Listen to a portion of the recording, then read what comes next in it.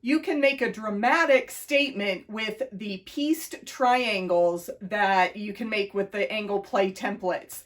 They are a fun design option that adds a big punch to your quilt. Welcome to week 5 of our Meteor Quilt Along. We are starting our advanced AnglePlay blocks with the pieced triangles that you see in the most complex block in the Meteor quilt. The same templates that you use to make large right triangles can also be used to cut smaller skinny triangles. To make these units, you need to focus on the center line that is drawn on the template. This divides the triangle into the side portion and the base portion, and those are what we put together to make our pieced triangles. You can see the amazing designs that are created with pieced triangles in this pattern by the owner of Off the Wall Quilt, Julie. These units are very simple. The triangles quickly become rectangles that are then laid out to create these fantastic designs. Let's take a look at block E in the Meteor pattern.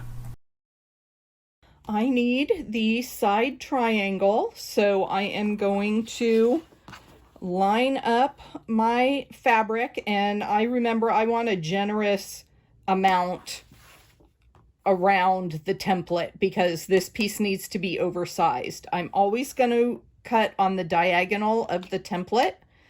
So I slice off my first piece there. I can get rid of that fabric. And now I want to flip the template over and line it up there so that I have a seam allowance on the other side of that line that creates the side triangle. So I'll move that around. I still want a generous seam allowance down here. And again, I'm cutting on the diagonal of the template, and then that piece is ready to go for my side triangle. Next, I want my base triangle. So again, I'm using this line coming out of the right angle.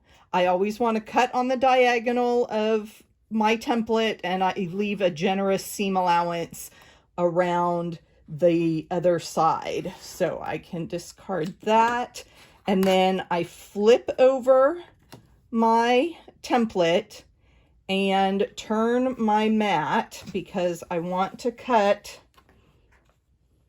on the diagonal of my template and keep that generous amount of fabric.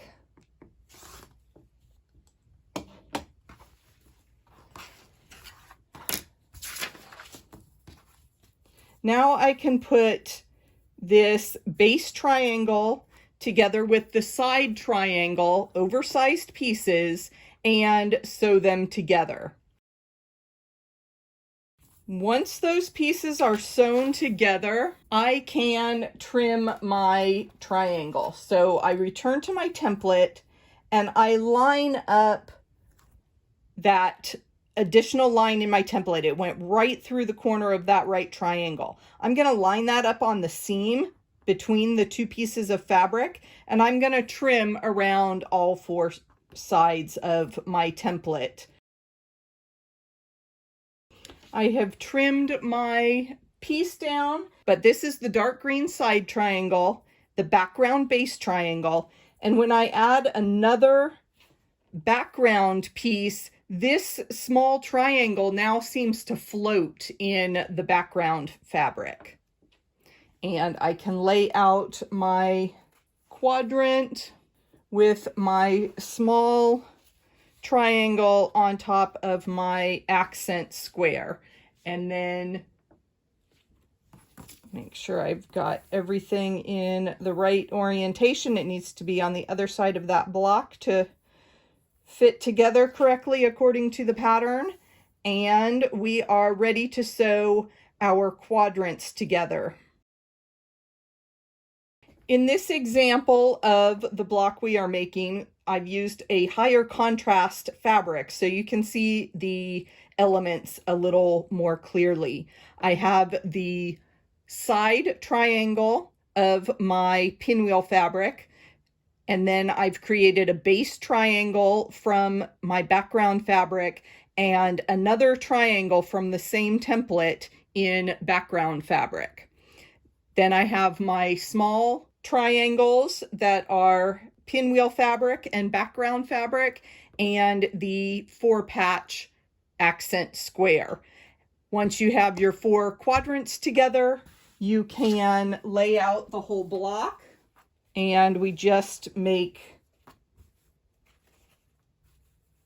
that pinwheel spin around the center 4-patch. An important part of our quilting process is the pressing, and I am pressing these units from the back.